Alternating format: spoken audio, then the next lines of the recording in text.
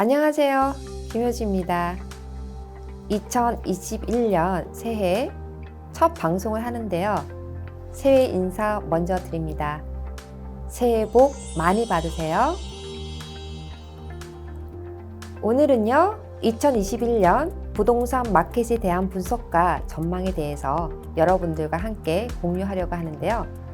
다소 지루하실지 모르지만 정말 유익한 내용이니 꼭 반드시 끝까지 시청해 주시기 바랍니다.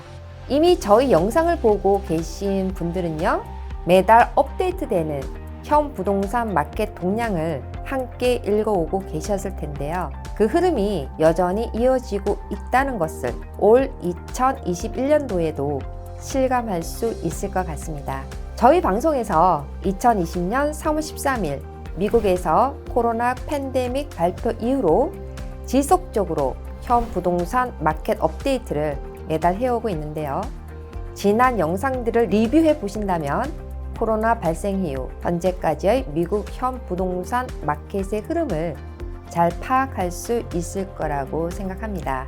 2021년의 부동산 마켓 전망을 얘기하기 전에 우선 2020년도의 부동산 마켓 변화의 과정을 짧게 요약해 보겠습니다. 2020년의 부동산 마켓 변화를 보신다면 2020년 부동산 마켓은 3% 중반의 저금리, 수요와 공급에 보기 좋은 균형, 거의 완전 고용에 가까운 3.7%대의 실업률, 이러한 경제 지표로 시작이 매우 좋은 부동산 마켓을 이루고 있었다고 볼 수 있는데요. 2020년 3월 13일 미국 코로나 팬데믹 발표 이후로 조지아주는 다 2주 정도의 혼란기가 있었고, 주정부 차원에서 필수 직업군들은 지속적으로 일을 할 수 있도록 했고, 거의 한 달 동안의 기간 동안 스테이 홈의 형태로 셧다운 없이 경제 활동을 빨리 재개한 스테이트로 지난해 5월에는 코로나 리커버리 레이시 가장 좋은 넘버1 스테이트로 불리워지기도 했습니다. 그리고 정부 차원의 신속한 코로나 사태 대처 방안으로 거대한 규모의 양적 완화를 하기 시작했는데요. 시장이 반응할 때까지 말입니다. 그로 인해서 엄청난 규모의 달러가 시장에 돌아가면서 지출을 할 수 있는 기반을 만들어서 경제를 살리는 노력을 한 것으로 다들 아실 겁니다. 여기에서 지난 2020년의 부동산 마켓 변화에 대해 요약을 해보려고 하는데요. 첫 번째는 코로나로 인한 자택근무가 늘어나면서 좀 더 질 좋은 삶을 위해 다운타운, 미드타운의 도심보다는 서버번, 즉 도심 외곽으로 주택 판매량이 급증했다고 볼 수 있습니다. 두 번째는 50년 만에 사상 최저이자는 바이어들로 하여금 주택 구매를 하는 데에 큰 역할을 하기로 했는데요. 프레디맥 기준 2020년도 평균 모기지 이자는 2.98%로 집계되었습니다. 세 번째는요, 정부 차원의 대규모의 양적 완화로 인해서 인플레이션을 염려하는 바이어들이 자산으로 부동산을 확보하려는 노력으로 부동산 마켓에 모이는 경향이 두드러지기도 했습니다. 네 번째는 수요와 공급의 법칙에서 현격히 공급량이 부족한 상태로 바이어들이 마켓에 지속적으로 머무르고 있는 상태로 2020년 부동산 시장을 마감했다고 볼 수 있습니다.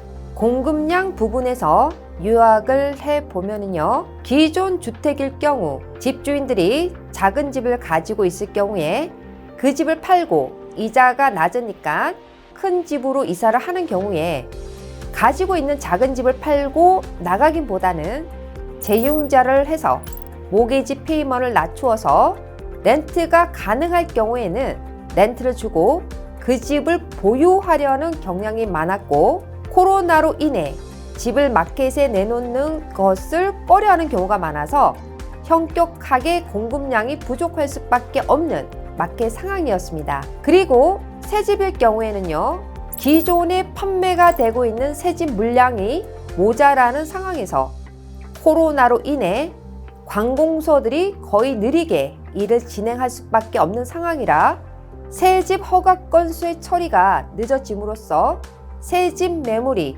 마켓에 나오는 시점이 더욱 느리게 되어 새집 매물이 현격하게 부족한 상황에서 2020년 부동산 시장을 마감했습니다. 또한 자재값 상승으로 인해서 주택 가격이 현격하게 상승하는 데에 영향을 주기도 했습니다. 수요량 부분에서 요약을 해보면요. 낮은 모기지 이자율과 양적 완화로 인해 무주택자와 투자자들이 주택시장에 나오게 하는 영향을 주었는데요. 현 커머셜 부동산 마켓이 리스크가 많은 이유로 커머셜 부동산 마켓에 머물러 있던 투자자들이 좀 더 안정적인 주택시장으로 몰리는 현상으로 이어져서 2020년 부동산 마켓에 바이어들이 계속적으로 마켓에 머무르게 하는 결과를 초래하기도 했습니다. 또한 코로나로 인해서 자택근무도 바이어들이 주택을 구매하게 하는 원인이 되기도 했다고 볼 수 있습니다. 이러한 영향으로 주택 가격이 급격하게 상승한 결과를 초래했다고 볼 수 있겠습니다. 다섯 번째는 실업률인데요. 2020년 10월 기준 조지아 스테이트 실업률은요 4.5%로 코로나 이전인 2016년의 통계와 비슷한 수준이고요. 2010년, 2011년 기준치인 10.5%보다는 실업률이 2배 이상이나 낮은 수치입니다. 이러한 결과는 궁극적으로 코로나로 인한 모든 유해로 인한 부정적인 면은 그리 크게 보이지 않는다고 볼 수 있는 수치입니다. 또한 코로나 백신이 나오면서 정상적인 경제 활동으로 인해서 모기지 유해로 인한 포클로저로 공급량 증가로 인해서 주택 시장에 그리 크게 반영될 거라고 보여지진 않습니다. 그렇다면 이러한 2020년 부동산 마켓이 2021년에는 어떻게 변화가 될 수 있을지 전망을 해보면요. 첫 번째, 코로나 종식 후에도 여전히 자택근무의 활용도는 크게 작용될 듯 보이고요. 지속적으로 그러한 업무 형태는 유지할 것으로 보입니다. 따라서 2021년도에도 여전히 자택근무, 원격 근무로 인해 도심 외곽의 주택들이 많이 팔릴 것으로 보입니다. 두 번째는요, 50년 만에 사상 최저이자는 FRB에서 이미 코로나 초기에 발표했듯이 앞으로 2-3년간은 지속될 거라고 했는데요.